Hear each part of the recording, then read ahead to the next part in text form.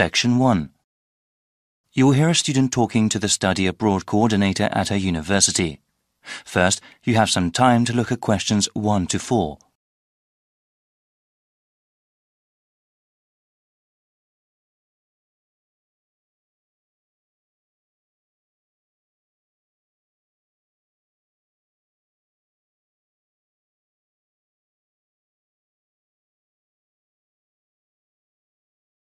Now we shall begin. You should answer the questions as you listen because you will not hear the recording a second time. Listen carefully and answer questions 1 to 4. Hi, Leela. Please sit down. So you were interested in studying abroad next year, right? Yes, that's right. I've always wanted to live and study in South America. Okay, well, I have to go over a few things with you first, Leela. Once I get some information, I can tell you about studying abroad. What is your last name? Kim, that's K-I-M-H. Okay, now, when are you interested in studying abroad? I want to study my entire third year of university abroad.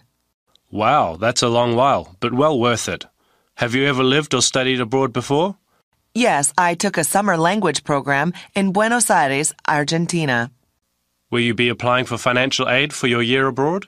I think I will be. Living costs are lower in South America, but plane tickets can be very expensive. What kind of degree do you want? I plan to obtain a Bachelor of Arts in Spanish and Latin American history.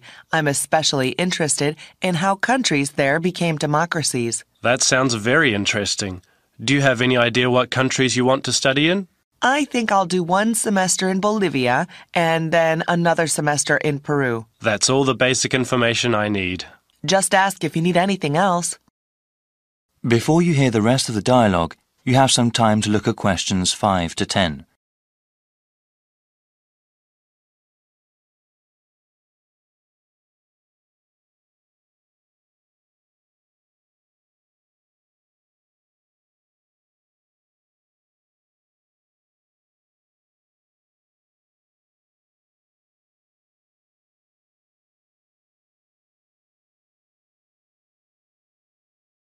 Now listen and answer questions 5 to 10. Now, Leela, there are some things I have to explain to you about going abroad for a year. You know that it can be difficult at times. Yes, actually, I had a friend who went to China for just a semester. She said the language barrier was quite a problem. Actually, not only is there a language barrier, there are also cultural differences that can make living or studying in another country very difficult. You mentioned going abroad before, but over the course of a year, some people can experience severe loneliness. I think I'm prepared to deal with that. Also, you have to be organized when it comes to applying for your study abroad program. Our university here may not accept every course you take abroad. You have to make sure with your academic advisor about which ones are appropriate and will count towards your degree. Understood. Thanks for the advice. Actually, I did want to go over the application procedure briefly with you. I read it on the website, but... Yes, it can be slightly confusing. First of all, please remember to keep your grade point average at 3.2 or above.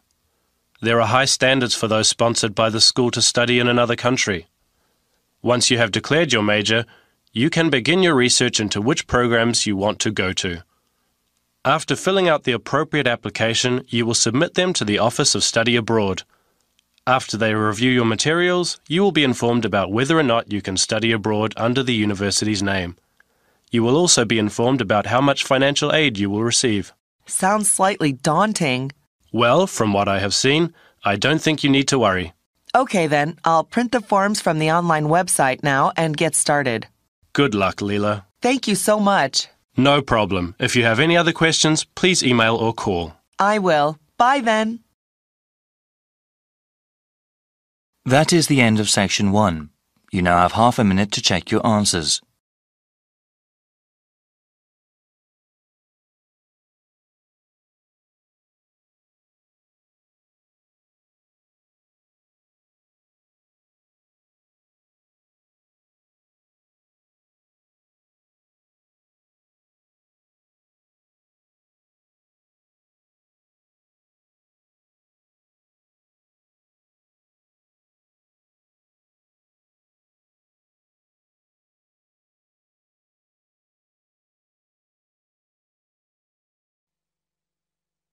Now turn to Section 2.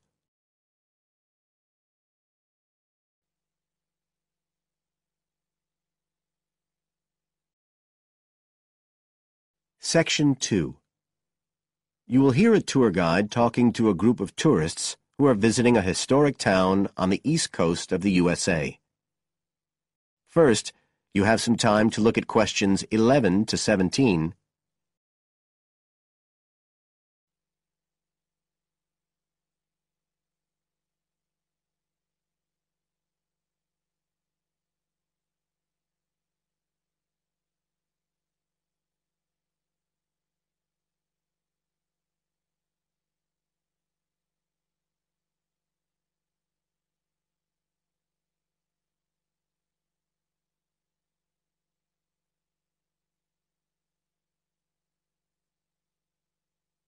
Now listen carefully and answer questions 11 to 17. Right. So here we are in Fairhaven, and we have a couple of hours to spend in this historic center before we carry on to our motel. And as you'll know from the itinerary of our trip, we're visiting Fairhaven because of its historical links with a man called Manjiro Nakahama. So I'll begin by giving you a brief overview of his life, and then you can explore the town at your leisure. Well, Manjiro Nakahama, as he was then known, was born in 1827 in a village by the sea in what is now Toshishima-zu in Japan. And like many people in that town, he became a fisherman when he was just a youngster. One day in 1841, when he was just 14 years old, he and some others were fishing far off the coast of Japan when they were caught in a storm and shipwrecked on a small deserted island. They had to wait for 6 months before they were rescued by an American whale ship that had stopped at the island by chance. 4 of the 5 Japanese were put ashore in Hawaii, but Manjiro had become friends with the captain, William Whitfield, who came from the town of Fairhaven, where we are now, and he chose to remain aboard and to return with the boat to the USA. So Manjiro unwittingly became the first Japanese ever to set foot on American soil. He came back right here to Fairhaven with Whitfield and stayed with the Whitfield family, who paid for his education here in the town. He studied mathematics and geography, as well as shipbuilding and navigation. But he missed his mother and his own country, and eventually he went back to Japan, where he had a responsible position as a university teacher, and also served an invaluable role as interpreter during the initiation of relations between Japan and the United States in the middle of the 19th century. But the most interesting thing is that the links between Toshishima-zu and Fairhaven have remained and grown stronger over the years, in spite of the distance between them. And in fact, the 2 places now have the official status of sister cities. Both places are ports, so in fact the inhabitants have a lot in common. There have been a number of visits by the inhabitants of Toshishima-zu, in particular at the time of the festival, which is held every 2 years here in Fairhaven to celebrate the life and achievements of John Manjiro. It takes place in the fall, and there's an ever-growing program including drumming, singing, martial arts, and stalls selling Japanese and American food. So if you're going to be in the region around then, it's really worth a visit. Before you hear the rest of the talk, you have some time to look at questions 18 to 20.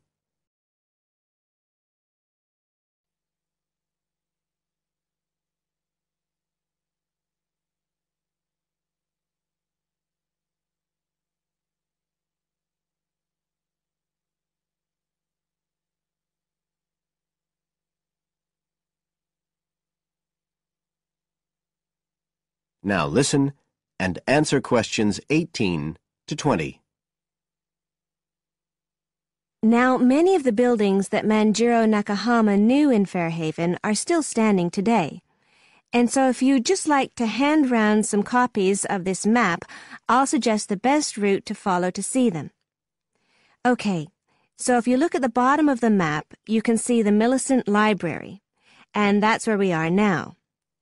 Now, to follow the John Mangiro Trail, you go out of here along Center Street and then head up Main Street until you get to Pilgrim Avenue. Go down there and turn right at the end.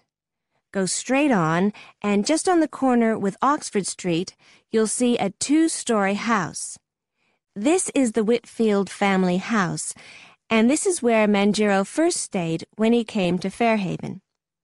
It's still a private residence, so please respect the owner's privacy.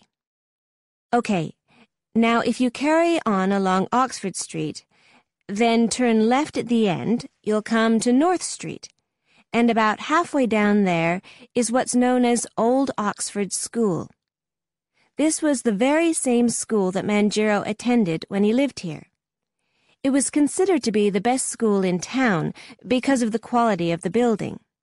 Unusually, it was built of stone, and the quality of the teaching. Nowadays, it's usually closed, except on special occasions. Go on to the end of North Street and turn the corner onto Adams Street. If you follow the road down back towards the library, you go round a couple of sharp bends, and on the second of these, you can see the School of Navigation, which Mangiro also attended. And if you follow the road on, you'll soon find yourself back here at the library. And I'd suggest you spend some time looking round that too, if you have any time left. Right. Now, does anyone have any questions? That is the end of Section 2. You now have half a minute to check your answers.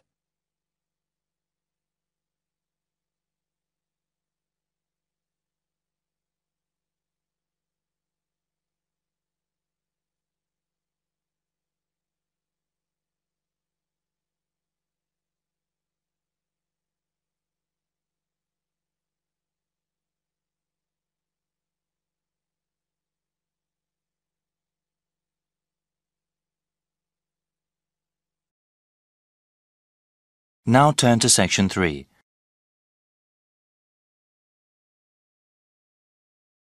Section 3. You will hear a conversation in a continuing education institute's office. First, you have some time to look at questions 21 to 25.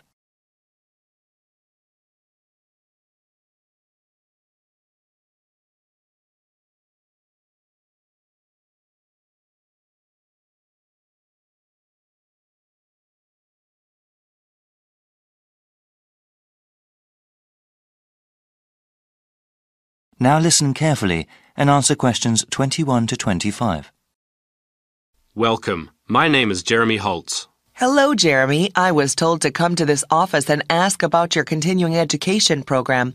I'm interested in taking classes and want to know more about the program. Certainly.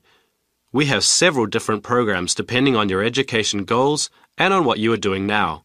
For example, we have continuing education programs for those who want to finish a degree or start a new one, and we also have a program for working adults. Well, I'm working part-time now and I'm interested in completing a degree in business administration. I am working at a hospital, you see, but I want to change my job, either work in hospital management or have my own business. Okay, that sounds great. Many students in our program want to advance in their current careers or even change them. What kind of degree do you have now? I am a registered nurse with a 2-year degree. Great. First, we have to figure out where you want to take classes. We have satellite campuses all over the region. The ones at the city centre are accessible by public transportation but offer fewer course times. A car is the best way to attend classes at our satellite campuses in the suburbs, but they have more classrooms and therefore more courses. Well, I have been saving up for a car, but I don't have enough money to buy one yet. I think the city centre campus will be better. Okay.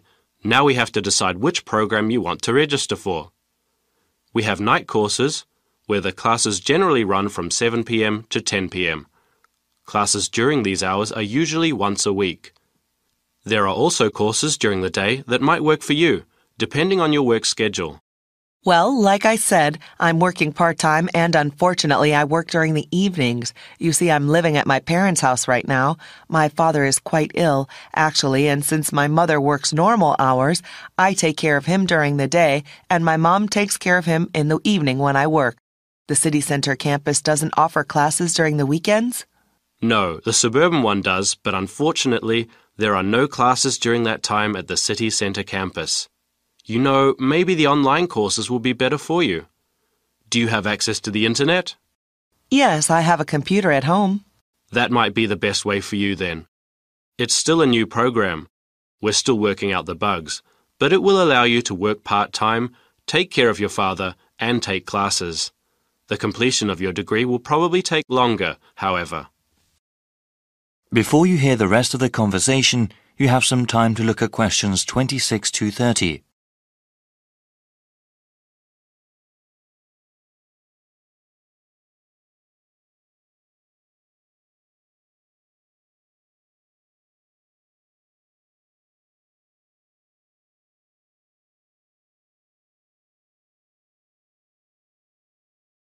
Now listen and answer questions 26 to 30. So, how exactly does this work? I'm slightly nervous about studying again. It's been years since I've been a student.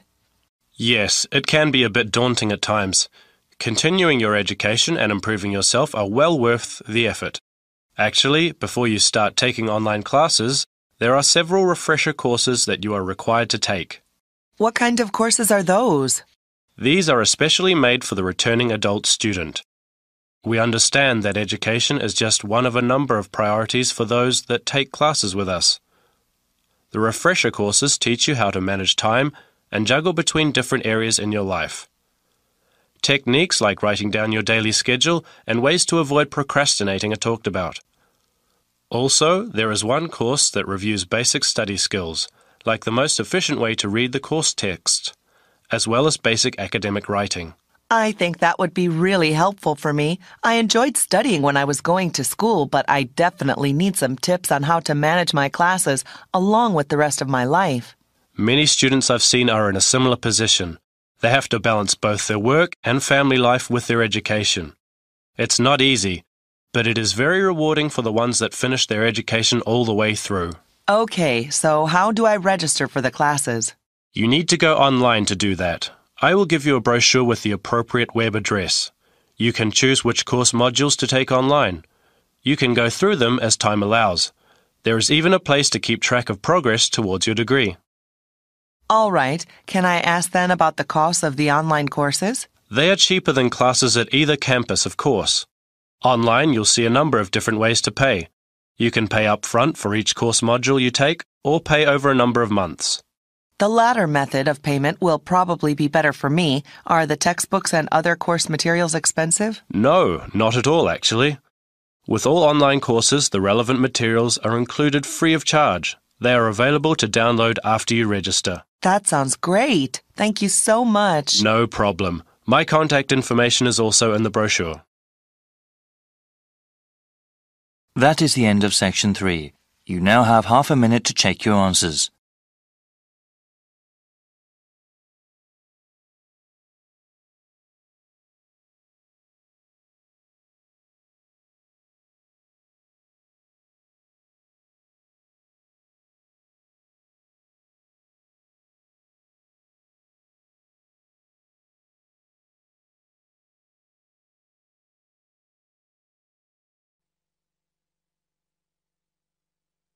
Now turn to section 4.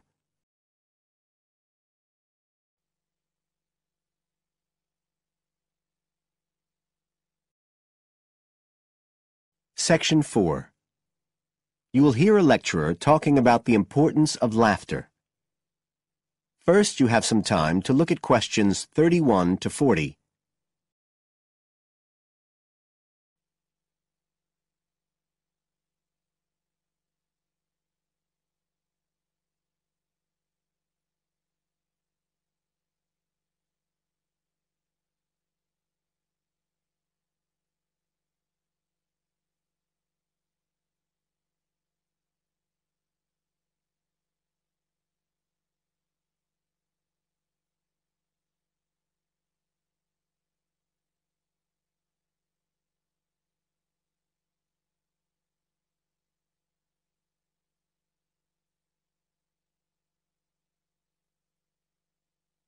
Now listen carefully and answer questions 31 to 40.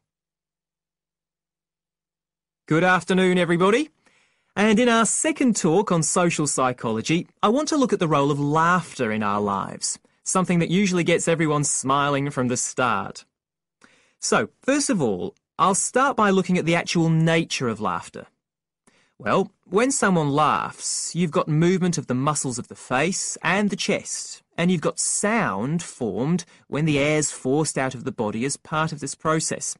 So we're talking about a physical activity. But obviously, other things are involved as well, and this is where it gets more complicated. Laughing isn't something that you normally decide to do, so it's not voluntary behaviour like ordinary speech. Instead, it's regulated by our instincts, rather like the singing of a bird or the roaring of a lion. And once you start to laugh, it can be quite hard to stop. That's not always under your conscious control either. But why do we laugh? Because we find something funny, most of us would say.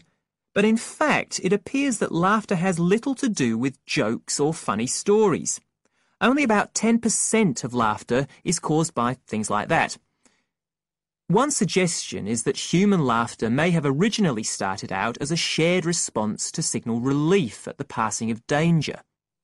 And it's true that even these days, laughter's rarely an activity carried out by an individual on his or her own. In fact, people are 30 times more likely to laugh when they're with other people than when they're completely alone. Laughter still seems to be a kind of social signal. It occurs when people are in a group and they're comfortable with one another. And it seems likely that laughter can result in the creation of bonds between the people in the group.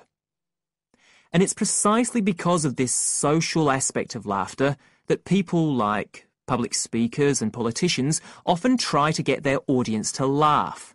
It encourages their listeners to trust them and to connect with them. But this kind of thing, controlling the laughter of a group that is, indicates that there's a link between laughter and power.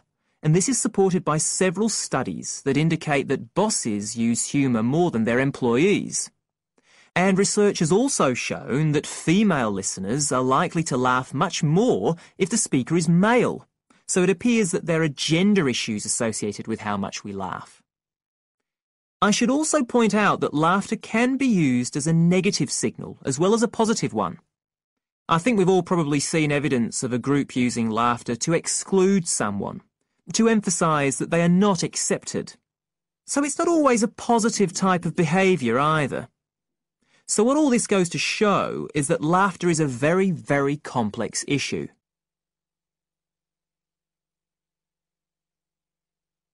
It does appear, however, that laughter has definite benefits. If we look first at the psychological aspects, we know that people often tend to store negative emotions such as anger, sadness and fear, rather than expressing them. And it seems that laughter provides a harmless way for the release of these emotions. But there are also clear physical effects that have been monitored too. For example, laughter is good aerobic exercise. It speeds up heart rate and respiration and raises blood pressure. One researcher suggests that 100 laughs a day is the equivalent of 10 minutes jogging. Laughter also helps prevent the stress that so many people suffer from today, which results from the faster pace of life and all that goes with it. It does this by reducing the levels of hormones in the blood which are caused by stress. And in addition, it is known to increase the levels of chemicals that protect the body from infection or pain, and so it helps to boost the immune system. One interesting study showed that people who had had surgical operations asked for fewer painkillers if they'd been viewing comic films. In fact, research has even shown that the quality of dreams can be positively affected by laughter. A good laugh 10 minutes before going to sleep can prevent you from having bad dreams and give a much more pleasant and restorative night's sleep. So there's now little argument that finding things funny and enjoying a good laugh is extremely beneficial to us all. What we need to consider now are the ways in which laughter can be used as a treatment for people who... That is the end of Section 4. You now have half a minute to check your answers.